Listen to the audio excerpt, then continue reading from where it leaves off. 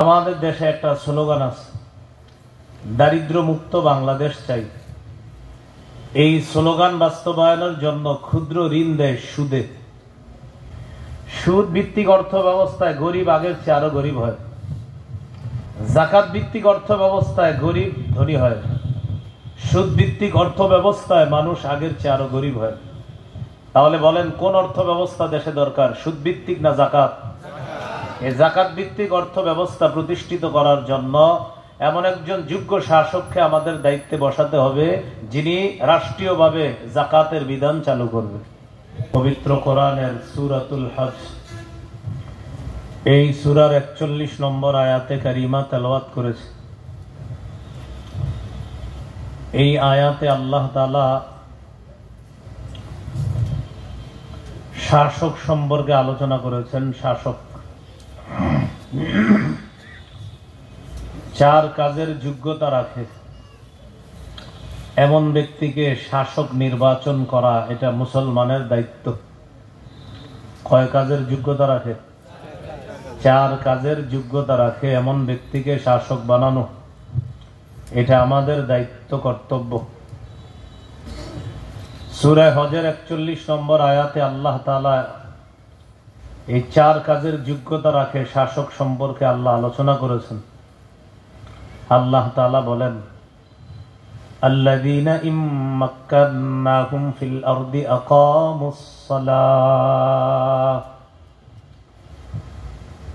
যাদেরকে আমি পৃথিবীতে যদি ক্ষমতা দান করি, পৃথিবীতে যদি ক্ষমতা অধিষ্ঠিত করি, তাদের কাজ হবে মৌলিকভাবে চারটা। আকামুস সালাহ, এক নাম্বার, তারা নামাজ কায়েম করবে, নামাজ প্রতিষ্ঠিত করবে। এটা হবে প্রথম কাজ। শাসকের প্রথম কাজ নামাজ প্রতিষ্ঠিত করা। আমরা যাকে দায়িত্বে বসাবো তার যেন যোগ্যতা থাকে, তিনি নামাজ প্রতিষ্ঠিত করবে, তাহলে নিজে নামাজি হতে হবে। এমন মানুষকে দায়িত্বে বসানো উচিত যিনি নিজেও নামাজি এবং নামাজ প্রতিষ্ঠিত করার চেষ্টা করবে। তাহলে এক নাম্বার। ওয়া আতাউজ যাকাত, যিনি যাকাত আদায় করবে। আমাদের দেশে একটা স্লোগান আছে, দারিদ্র মুক্ত বাংলাদেশ চাই। এই স্লোগান বাস্তবায়নের জন্য ক্ষুদ্র ঋণ দেয় সুদে। ক্ষুদ্র ঋণ, সে ঋণ আবার কিসে দেওয়া হয়? সুদ। ওই ঋণ পরিশোধ করতে হবে, সাথে সুদও দিতে হবে।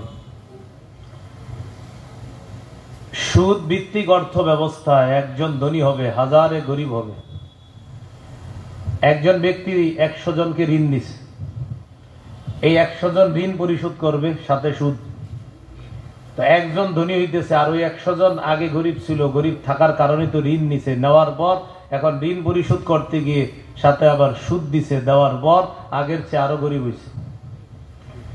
সুদ ভিত্তিক অর্থ ব্যবস্থায় গরিব আগের চেয়ে আরো গরিব হয়। জাকাত ভিত্তিক অর্থ ব্যবস্থায় এই এলাকার ১০ জন ধনী মানুষ যদি ১০০ জনকে জাকাত দেয়, জাকাতের টাকা কি আবার ফেরত নিবে? ফেরত নিবে না। জাকাত ভিত্তিক অর্থ ব্যবস্থায় গরিব ধনী হয়। সুদ ভিত্তিক অর্থ ব্যবস্থায় মানুষ আগের চেয়ে আরো গরিব হয়। তাহলে বলেন, কোন অর্থ ব্যবস্থা দেশে দরকার, সুদ ভিত্তিক না জাকাত? এই জাকাত ভিত্তিক অর্থ ব্যবস্থা প্রতিষ্ঠিত করার জন্য এমন একজন যোগ্য শাসককে আমাদের দায়িত্বে বসাতে হবে, যিনি রাষ্ট্রীয়ভাবে জাকাতের বিধান চালু করবে। এক নাম্বার, নামাজ। এই রাষ্ট্রের প্রতিটা মুসলমানের জন্য নামাজ আল্লাহর পক্ষ থেকে ফরজ। এটা যদি আদায় না করে, শাসক আইন করবে, প্রয়োজনে জেলে ভরবে নামাজ না পড়ার অপরাধে। এরকম শাসক বসাতে হবে। ২ নম্বর, জাকাত ভিত্তিক অর্থ ব্যবস্থা চালু করবে দেশ। এটা হলো ২ নম্বর। ৩ নম্বর, ওয়া আমারু বিল মা'রুফ, যিনি সৎ কাজের আদেশ করবে। ৪ নম্বর, ওয়া নাহাউ আনিল মুনকার, যিনি অসৎ কাজ থেকে নিষেধ করবে। এই ৪ কাজের যোগ্যতা রাখে এমন একজন ব্যক্তিকে শাসক বানাতে হবে। আল্লাহ তাআলা আমাদেরকে কথাগুলা মনে রাখার তৌফিক দান করেন।